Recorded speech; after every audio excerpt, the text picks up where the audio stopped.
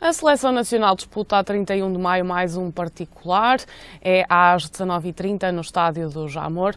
O Mundial 2014 no Brasil arranca a 16 de junho e os 23 heróis das esquinas já estão escolhidos. A lista de Paulo Bento tem feito correr muita tinta, sobretudo devido à ausência de Ricardo Quaresma. Vamos detalhar precisamente a seleção de Paulo Bento para este Mundial 2014 com Cancela Moura, nosso convidado à quinta-feira para falar de desporto. Boa tarde. Bem-vindo ao Jornal Regional. Vamos começar então por falar destes 23. Antes de mais, quais foram, na sua opinião, as maiores surpresas? As duas maiores surpresas foi a exclusão de Quaresma e a inclusão de Rafa. Eu acho que são o contraponto uma da outra. Não que eu acho que seja muito polémico excluir Quaresma, mas porque, efetivamente, se atendermos a outros jogadores nas mesmas posições e para não fazermos nenhuma avaliação clubística, etc., eu diria até o seguinte: Varela foi quase sempre um suplente de Quaresma no Futebol Clube Porto durante a época e foi selecionado em detrimento do Quaresma. Eu penso que acaba por ser um bocadinho à imagem daquilo que foi o Paulo Bento, ou é o Paulo Bento como selecionador nacional. Eu acho que ele, no fundo, privilegiou a existência de um grupo que já está minimamente rotinado e, efetivamente, preteriu um pouco alguns nomes que, efetivamente, poderiam dar menos garantias, sobretudo ao nível da própria experiência enquanto seleção.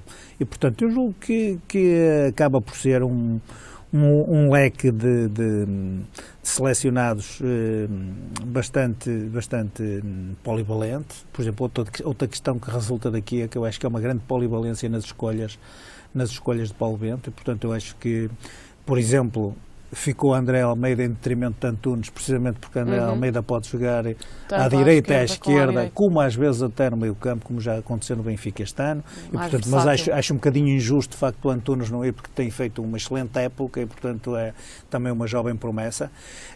Admito que, eventualmente, Rolando acabe por ser preterido, precisamente porque, em termos de polivalência, com Ricardo Costa também provavelmente não chega lá. Isto é, Ricardo Costa é central de raiz, mas já jogou a lateral, sobretudo a lateral direito, e pode eventualmente dar outras garantias, e, portanto, um selecionador está lá exatamente para isso. Ele vai ser responsável pelas escolhas que fez. E depois há aqui um pouco algumas escolhas de maior risco que efetivamente poderão ou não surtir efeito. Uma delas é Miguel Veloso, que eu acho que entre a pouca utilização e as lesões que teve, vamos ver o que é que vai acontecer. Eu até penso, salvo melhor opinião, que o grande número 6 da seleção vai ser o William Carvalho, porque eu julgo que tem estado num excelente momento de forma, mas nós vamos esperar para ver. Mas Miguel Veloso é uma escolha de risco. Outra escolha de risco é Nani, e aqui também pode entrar a questão de Quaresma, porque efetivamente, quer devido a lesões, quer à pouca utilização, praticamente não foi utilizado, poderia ter sido preterido. Eu admito que todas estas escolhas, apesar de ter aqui e ali algum risco, poderão eventualmente ser supridas por um trabalho de preparação. Esperemos que isso possa resolver, embora há um período muito curto para o trabalho da seleção, há 3 jogos de preparação. Admito que todo este pré-mundial possa eventualmente recuperar alguma destas situações ou esclarecer algumas destas dúvidas. É óbvio que estará no selecionador, portanto, o grande risco de ter escolhido este e não outros, e, portanto, eu acho que, desse ponto de vista, parece-me que a convocatória está equilibrada. Isto até para dizer o seguinte: alguns acusam, e eu julgo que ele é um bocadinho conservador, mas alguns acusam Paulo Bento de ser demasiado conservador, manter sempre os mesmos jogadores, mas eu lembraria aqui que, por exemplo, o selecionador faz chegar ao Brasil 8 jogadores que, destes 23, há 8 que ele fez estrear na seleção. Portanto, há aqui uma componente de renovação do próprio grupo que Paulo Bento não descurou. Há, aliás, até para completar esta análise, admitindo que se possa ter criado aqui alguma injustiça aqui e ali, mas a própria pré-convocatória dos 30 deu sinais muito interessantes, depois acabaram por ser excluídos, relativamente ao futuro. Cédric e Adrián, por exemplo, não entraram nesses 30, mas eu julgo que naturalmente serão para contar para o futuro na seleção, mas, por exemplo, dentro da própria seleção, o próprio Ivan Cabaleiro, do Benfica, é uma dessas peças, o João Mário, o André Gomes, são elementos muito preponderantes, ou são sinais muito importantes, porque serão com certeza peças preponderantes para o futuro e, portanto, julgo que aqui, como digo, há um certo equilíbrio, eu diria, nas escolhas de Paulo Bento. Mesmo o Rafa, creio que é o mais jovem, tem 21 anos. Exatamente. Uma seleção que é a mais veterana de sempre nos mundiais, uma média de idades de 28,2. Mas nós temos que desdramatizar um bocadinho essa questão, por exemplo, essa questão de haver uma média de 28 anos não me parece preocupante. Julgo que aquilo que será importante fazer é o trabalho ao nível das seleções jovens, que de facto nos últimos anos caiu um bocadinho relativamente ao que estávamos habituados, mas, por exemplo, o próprio Ronaldo, neste momento, com 28 anos, seguramente está no auge da sua carreira. Portanto, até por isso, se os jogadores estiverem todos em pleno em termos físicos, e eu referi algumas debilidades que possam ter existido, poderá ser uma seleção que dará garantias de maior maturidade e até de resultados com outra projeção. Aliás, a seleção nos confrontos internacionais, é importante que se diga, desde 2000 praticamente tem estado em todas as finais do Mundial e do Europeu, que não acontecia não acontecia durante décadas, e com maior ou menor dificuldade.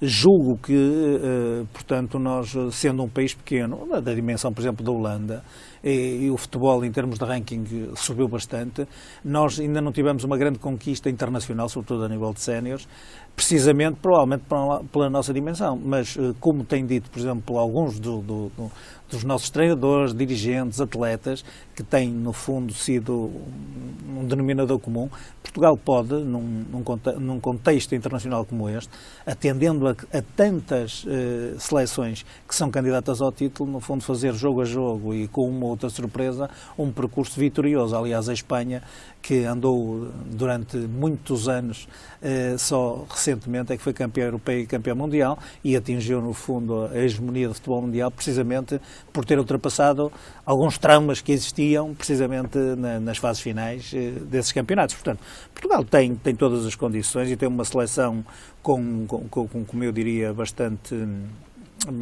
madura para poder ir a um confronto, como já se viu, mesmo, por exemplo, com a equipa do Brasil, ou da Argentina, ou uma Itália, ou uma Alemanha. Portanto, eu julgo que vai ser muito importante o primeiro jogo.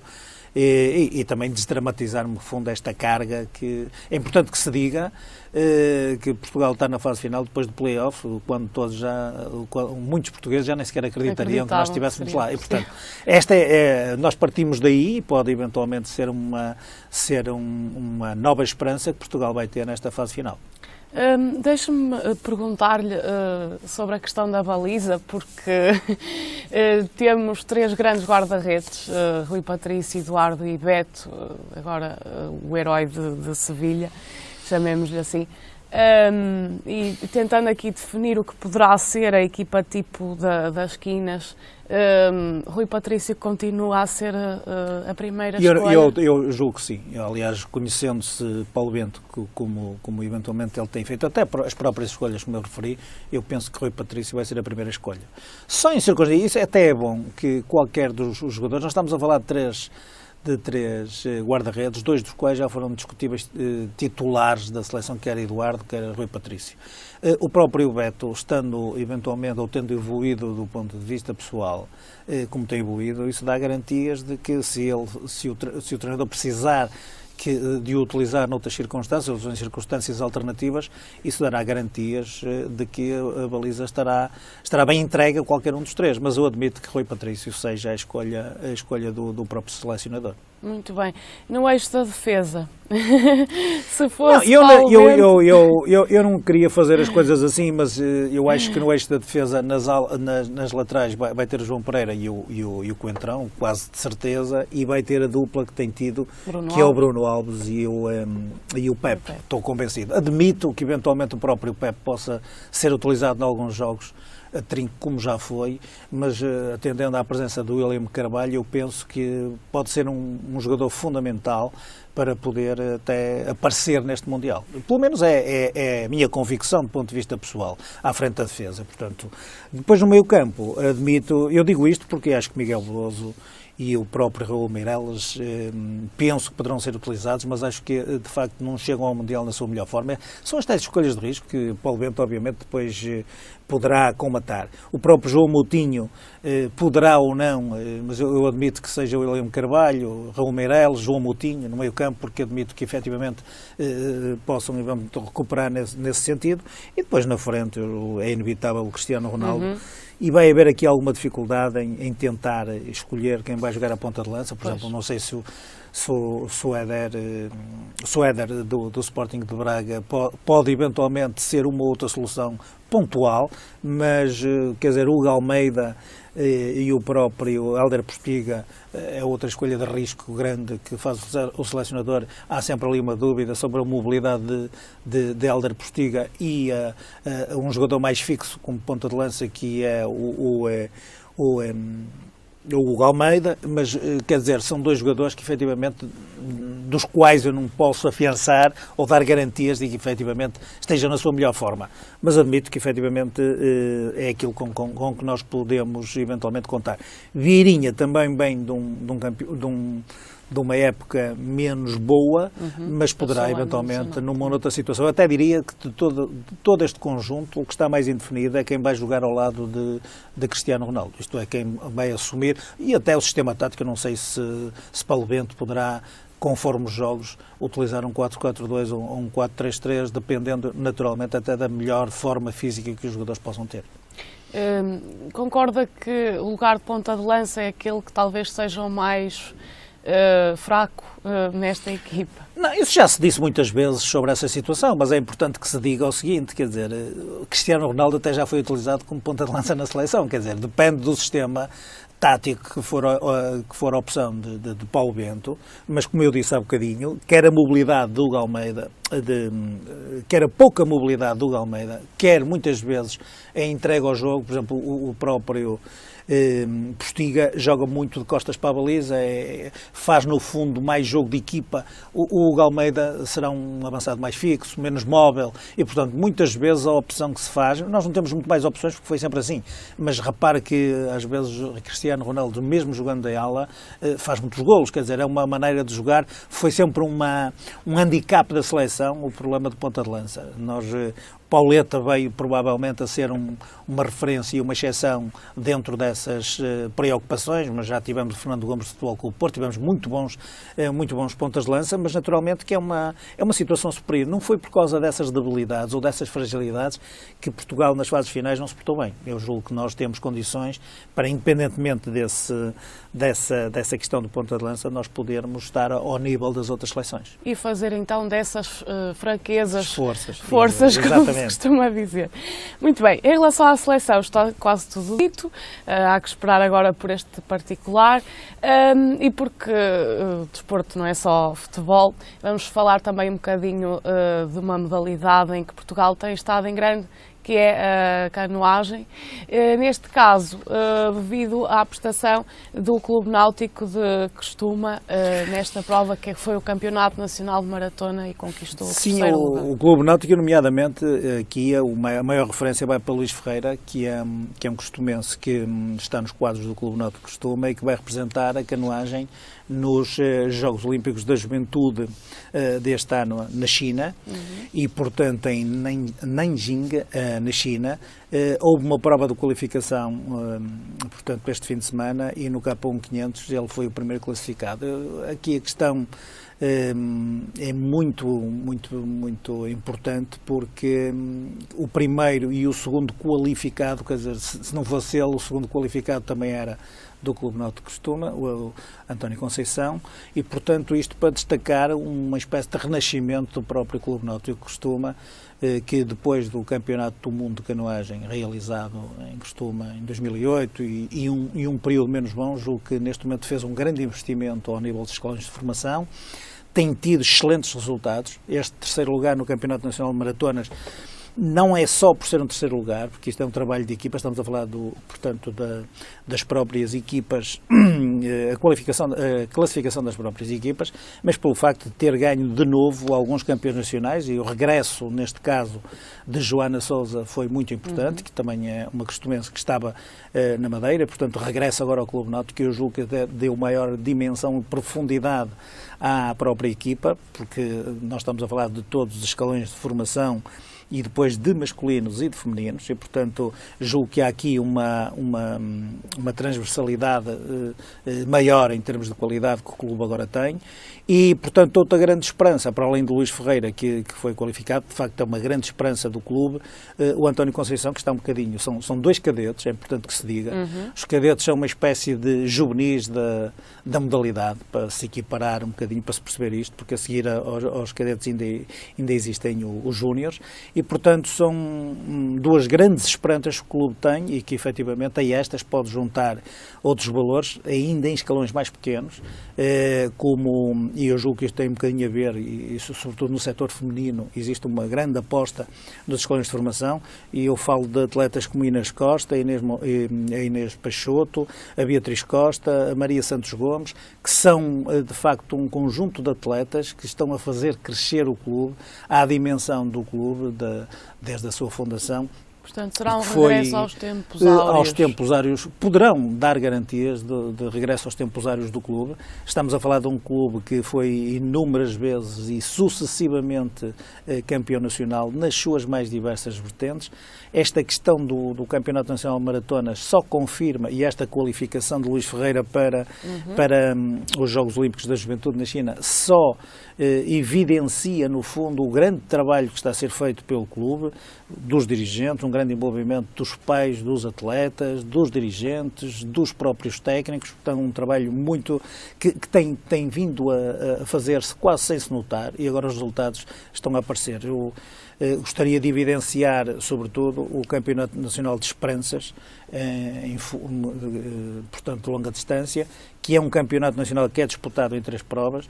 O Clube Náutico já tem, neste momento, porque quem for classificado, o primeiro classificado em 2 destas 3 provas é designado campeão nacional. O clube já tem 3 campeões nacionais, o próprio Luís Ferreira, de que falei há bocadinho. Em canoa também há uma esperança que o clube, que é em C1, que o clube tem, que é em Marco Apura, que também é campeão nacional de esperanças, portanto também é cadete. E em iniciados, a Beatriz Costa, que é campeã nacional de iniciados, portanto que é iniciados femininos, que de facto dão garantias ao clube, e, portanto, como disse, este Campeonato Nacional de Esperanças é disputado em 3 provas, mas em 2 delas que já estão realizadas, já existem estes resultados, inclusivamente numa delas, em março deste ano, o próprio Clube Náutico de Criciúma foi primeiro classificado, o que indicia, dá boas indicações para que no futuro o clube possa ter, como teve no passado, grandes resultados e possa emprestar a modalidade, como já emprestou, inclusivamente atletas nos próprios Jogos Olímpicos, ou presentes nos Jogos Olímpicos. Atendendo à dimensão do próprio clube, o lugar a povoação em que se insere e inclusivamente o contexto da modalidade, é importante que se diga que nos últimos Jogos Olímpicos a canoagem foi a modalidade que deu maiores alegrias ao país e foi aquela que, em termos até internacionais, conquistou mais medalhas em campeonatos.